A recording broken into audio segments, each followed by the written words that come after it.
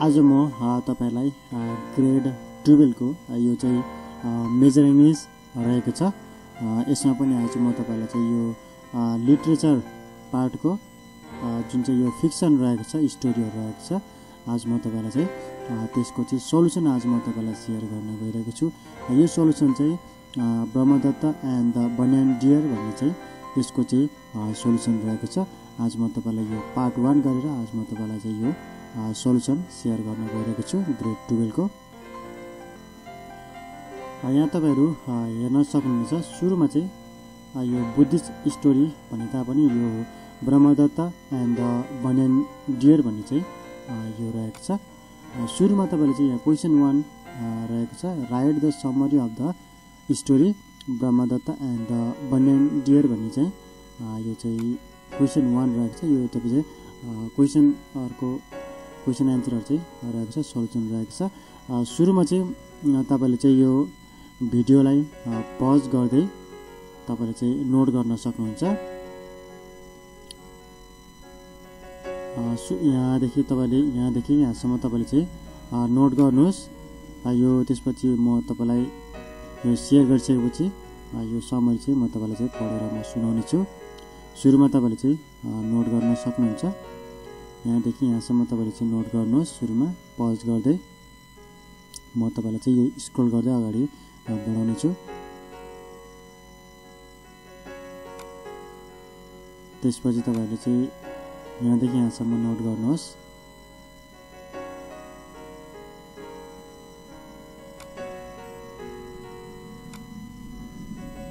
त्यसैगरी यहाँसम्म नोट गर्नुहोस्। भिडियोलाई पज गर्नुहोस् अनि त्यसपछि नोट गर्नुहोस्।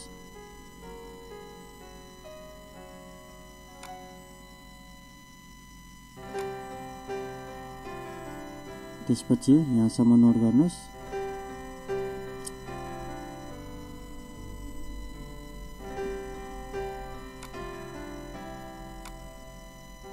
त्यसैगरी यो 2AB यहाँसम्म नोट गर्नुहोस्।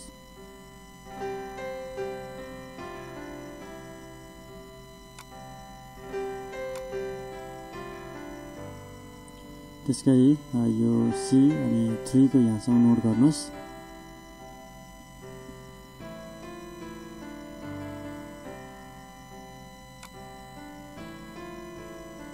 त्यसैगरी यो यहाँसम्म नोट गर्नुहोस्।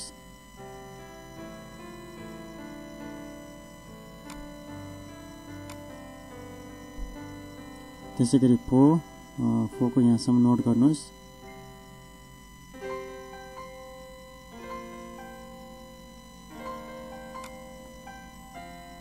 त्यसैगरी यो 5 को तपाईले यहाँसम्म नोट गर्नुहोस्।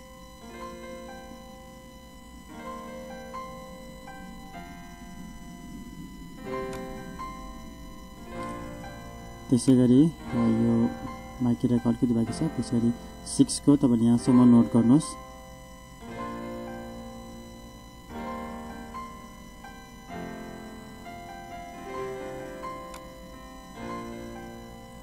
त्यसैगरी यहाँसम्म नोट गर्नुहोस् 7 को।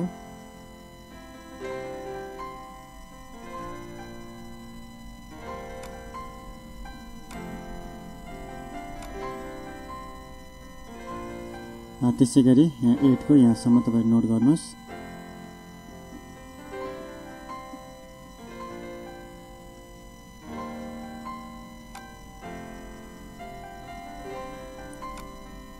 त्यसैगरी यो 8 को यहाँसम्म नोट गर्नुहोस्।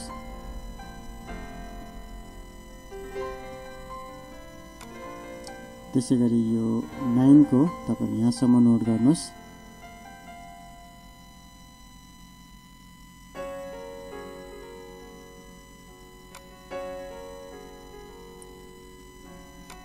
त्यसैगरी यहाँसम्म नोट गर्नुहोस् 9 को।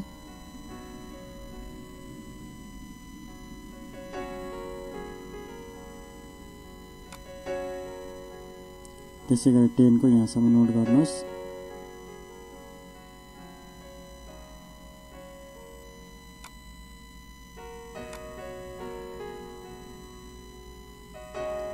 त्यसैगरी यहाँसम्म नोट गर्नुहोस्।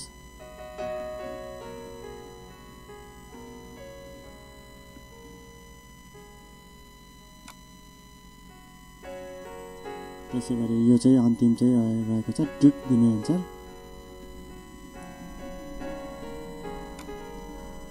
यो चाहिँ रहेको थियो, तपाईँहरू चाहिँ सुरुमा चाहिँ तपाईँले नोट गर्न सक्नुहुन्छ।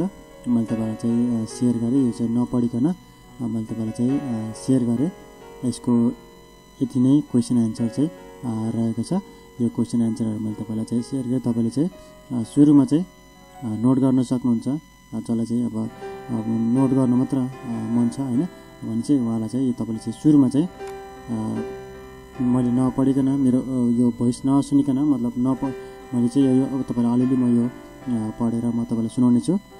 जसलाई चाहिँ नोट गर्नु मन छ तपाईँले चाहिँ अगाडि नै तपाईँले नोट गर्न सक्नुहुन्छ। अब चाहिँ म त्यसलाई चाहिँ यहाँ केही पढेर म तपाईँलाई चाहिँ सुनाउने छु।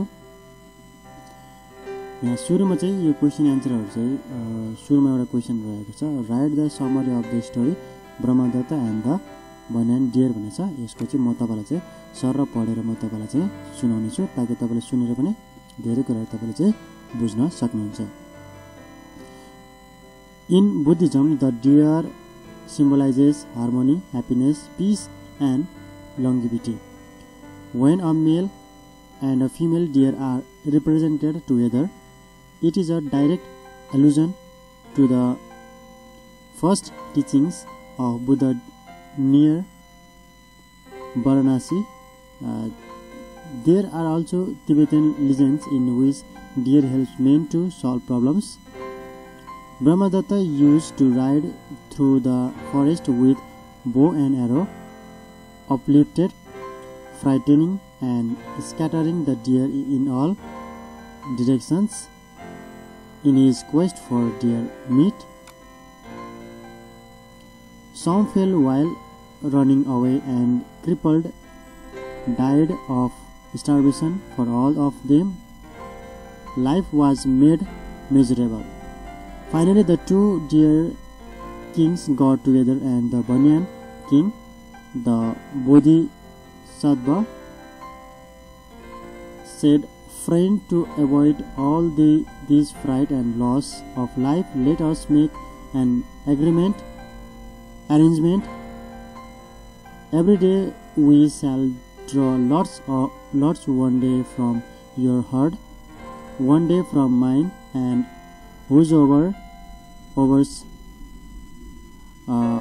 whoever's turn it will go to the chopping block and lay down his or her head for the executioner's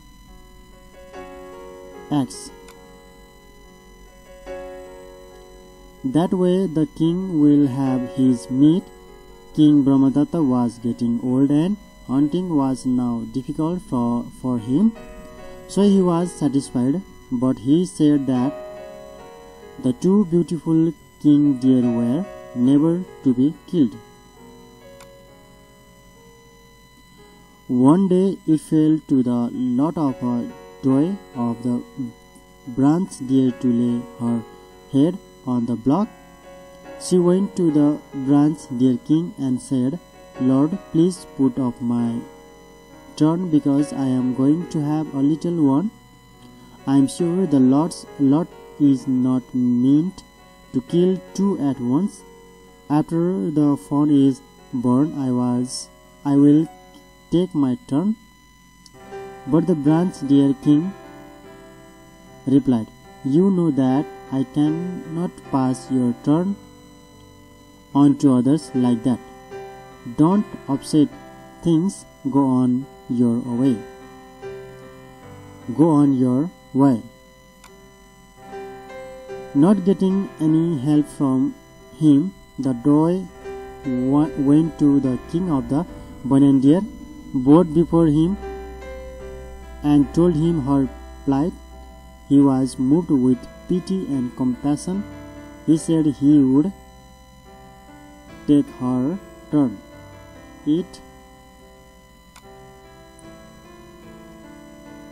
It was the very nature of his great soul, who would one day become the Buddha, to give his one life to save that of another. He then went to the chopping block and lay down with his head upon it. When the king's cook arrived and saw him, he was astonished and ran to tell King Brahamadatta what had happened. To prevent Adoy and her unborn fawn from being killed, the dear king offered his own life. When the king learned why Banyan leader was offering himself, he felt compassion and promised not to kill any animal. The king, greatly moved by this act of generosity, abandoned hunting and agreed to protect all living creatures. यो चाहिँ मैले तपाईहरुलाई चाहिँ summary पढेको सुनाएँ। म चाहिँ अहिले कति ठाउँमा चाहिँ रोके तर पनि तपाईले चाहिँ यो आफैले पनि तपाईले चाहिँ पढेर यसलाई चाहिँ बुझ्न सक्नुहुन्छ। मैले चाहिँ के ठाउँमा चाहिँ म चाहिँ अलि अकमकी म पढ्दाखेरि अलि अकमकी हुन्छु। ठिकै छ, मैले तपाईलाई चाहिँ यो पढेर सुनाएँ। समरी रहेको चाहिँ क्वेशनमा भने अनुसारको यो चाहिँ समरी रहेको थियो भने अर्को चाहिँ यहाँनिर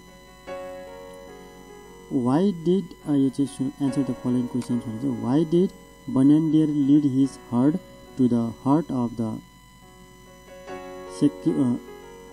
secluded forest भनेर भनेको छ। यो चाहिँ आन्सर तपाईले नोट गर्न सक्नुहुन्छ।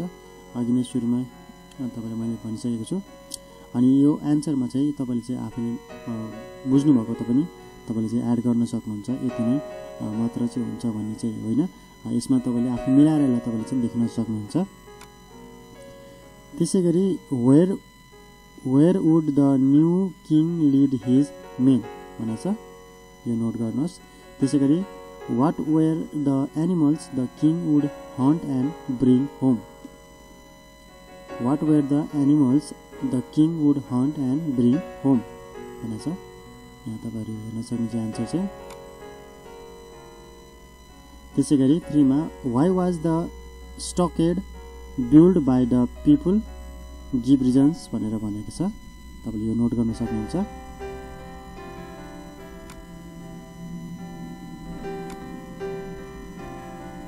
त्यसैगरी क्वेशन नम्बर 4 मा what would be the condition of deer at the time of hunting भनेर भनेको छ। यो पनि तपाईले नोट गर्नुहोस्।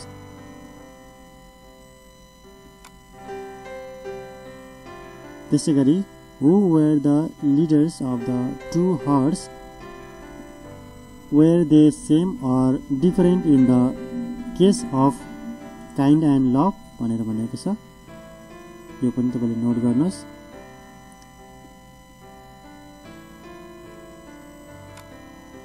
सुरुको चाहिँ मैले तपाईलाई चाहिँ पढेर सुनाएँ, अलि त्यो समरी भएको कारणले गर्दा। त्यसपछि तपाईले चाहिँ यो आफै यो पढ्दै तपाईले चाहिँ नोट गर्नु होला। 6 मा चाहिँ what agreement did the king of two herds make after they were trapped भनेर भनेको छ। नोट यो तपाई नोट गर्नुहोस्।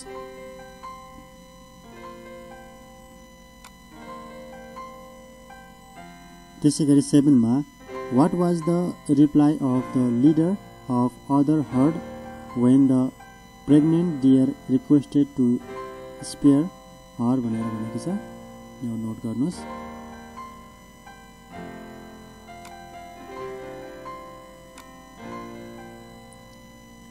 त्यसैगरी 8 नम्बरमा चाहिँ what is the king's last proclamation and decree? Why did he come to this decision भनेर भनेको छ। यहाँ तपाईले यहाँसम्म नोट गर्नुहोस्।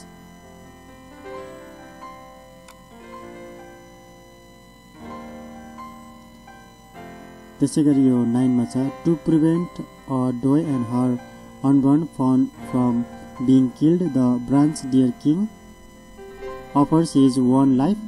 The king, greatly moved by this act of generosity, abandons hunting and agrees to protect all living creatures.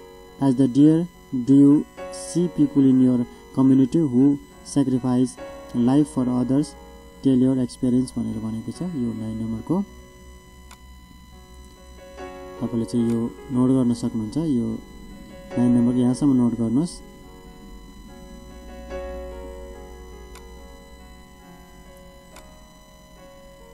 त्यसैगरी question number 10 मा चाहिँ explain the following extract with reference to the context भनेको छ। I will willingly go and fulfill the lottery once my phone is safely burned, but if I go now, both I and my unborn child will die भनेको छ। यसलाई चाहिँ तपाईले चाहिँ explain गर्नुपर्ने छ यहाँनिर। त्यसको अझै रहेको छ please spare me for now, I do not ask for myself but for the sake of the child that is soon to be born भनेको छ। यसलाई तपाईले एक्सप्लेन गर्नुपर्ने छ। यहाँ तपाईले नोट गर्नुहोस् यसलाई।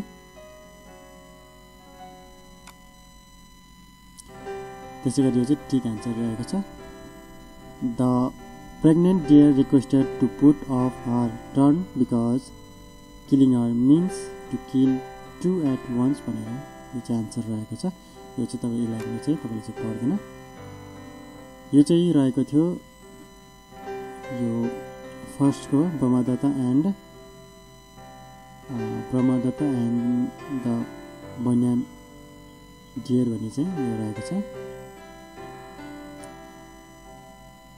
Brahmadatta and the banyan deer भन्ने चाहिँ यो फर्स्ट लेसन रहेको छ। मैले तपाईँलाई यसको चाहिँ सोल्युसन मैले तपाईँलाई क्वेसन एन्सरहरू मैले तपाईँलाई चाहिँ सेयर गरेँ। तपाईँले चाहिँ यो नोट गर्न सक्नुहुन्छ। तपाईँसँग टेक्स्ट छ भने टेक्स्ट बुक छ भने त्यो टेक्स्ट बुक तपाईँले पढ्नु भने अझ तपाईँले चाहिँ यो क्वेसन एन्सर तपाईँले चाहिँ सजिलै गर्न सक्नुहुन्छ। हुन्छ आजलाई यति नै। आउने समयमा अर्को सेकेन्ड लेसन हो, त्यो बाहेक सिरियली म तपाईँलाई चाहिँ यो लिटरेचर पार्टको चाहिँ म तपाईँलाई चाहिँ यसरी नै सेयर गर्नेछु। यो फिक्सन स्टोरिज यो पार्ट रहेको छ, लिटरेचर पार्ट रहेको छ। म तपाईँलाई यो सेयर गर्ने नै छु। तबसम्म चाहिँ तपाईँले चाहिँ मेरो भिडियोलाई लाइक गरिदिनु होला, सेयर गरिदिनु होला र मेरो च्यानललाई सब्सक्राइब गर्नुभएको छैन भने सब्सक्राइब पनि गरिदिनु होला। अनि त्यसपछि म यो तपाईँलाई चाहिँ यसरी तपाईँलाई स्क्रोल गर्दै म तपाईँलाई सेयर गरौँ कि अथवा म तपाईँलाई चाहिँ यो क्वेसन एन्सर पढेर सुनाउँ के गरौँ, म तपाईँलाई चाहिँ तपाईँले मलाई कमेन्ट पनि गर्न सक्नुहुन्छ। यो सर र म तपाईँलाई सेयर गरौँ कि अथवा म तपाईँलाई लाइन बाई लाइन पढेर सुनाउँ, त्यो चाहिँ म तपाईँले चाहिँ मलाई भन्नु होला, ताकि आउने भिडियोमा चाहिँ म तपाईँलाई चाहिँ सिरियली यसलाई पढ्दै जान सकौँ अथवा यसलाई चाहिँ म तपाईँलाई चाहिँ स्क्रोल गर्दै तपाईँलाई सेयर गरौँ, ताकि तपाईँलाई चाहिँ सजिलो हुन्छ कि यो नोट गर्नको लागि सजिलो हुन्छ। तपाईँले मलाई कमेन्ट गर्न सक्नुहुन्छ।